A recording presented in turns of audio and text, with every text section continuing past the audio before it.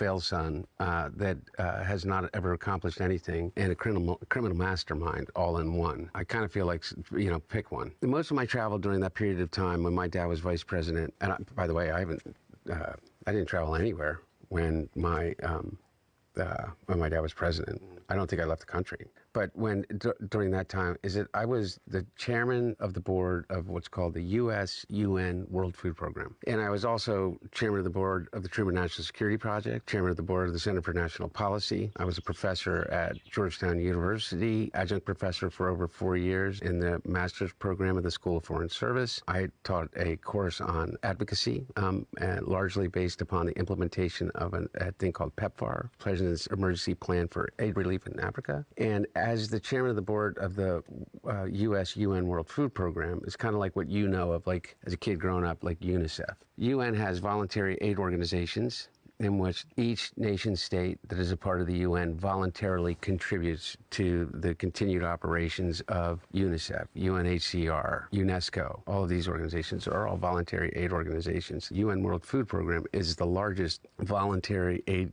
program in the United Nations, and it is the largest humanitarian organization in the world. It serves over 80 million meals on a daily basis in 72 different countries, and it is the first on the ground because it controls all the airlift and communications for all of the relief efforts globally in any natural disaster or civil war or conflict.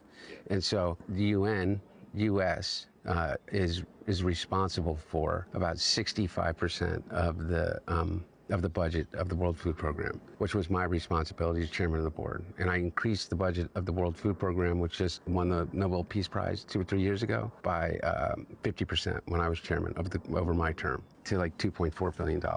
It's all gone now. Trump ended all of that. But point about traveling. So I went to the Philippines after Typhoon Haiyan. I went to Kenya to Dadaab when refugees were flowing in from across southern Africa and Ethiopia. I've been to Syria, Lebanon, and Jordan, and I've been to all over the world. You did what now? You did what now? You increased what now? You increased the budget by 50%?